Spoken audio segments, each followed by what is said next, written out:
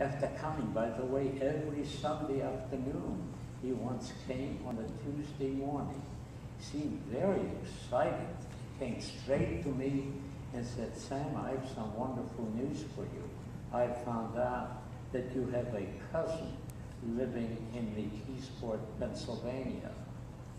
I did not get in touch with them, though, unless you tell me that it is okay for me to do so. I says, "Of course you can get in touch with them." Well, he did, and the following day, this cousin came to see me. He wanted to know if I would like to go back and stay with him and his family. I must tell you that I was very, very reluctant to say yes.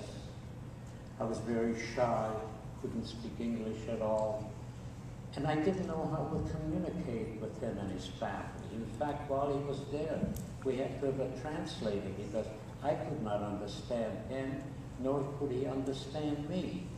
But when he saw how reluctant I was, he said to me, "Why don't you come and just stay for a couple of weeks and see how you like it? And if after 2 weeks you tell me you would like to go back to that orphanage, I promise you I will take you back and I will not even ask you why you do not want to stay with us." Well, 2 weeks later, he did take me back to that orphanage, but it was only to get permission from them so that I could stay with him and his family on a permanent basis.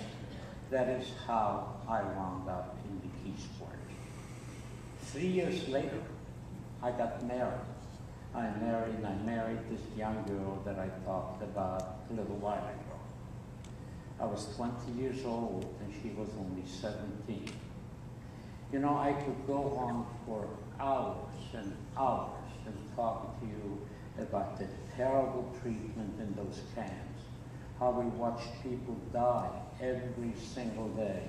And when I say people, I mean an awful lot of people. How we watched people commit suicide every day. And committing suicide in our camp was very, very easy. All you had to do is touch the barbed wire fence and you were electrocuted. There's not a day that went by that we didn't see many people go to those fences.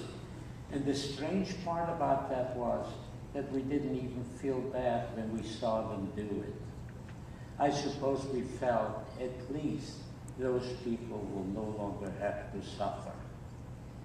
But I'm going to leave a little time for some questions that you may have. And by the way, we also have another speaker. Before I conclude, may I just say, it is now more than 65 years since the liberation of Auschwitz. 65 some years, that's a very, very long time.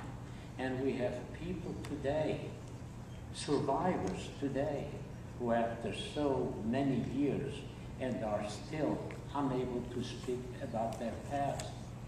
For a survivor, this is a very difficult subject to talk about. I know it has taken me many years before I said anything to anyone.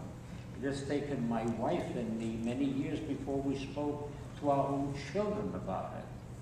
But I feel that it is important, extremely important, for as many people as possible to hear these stories, especially for you, the younger generation, in hope that something like this will never happen again.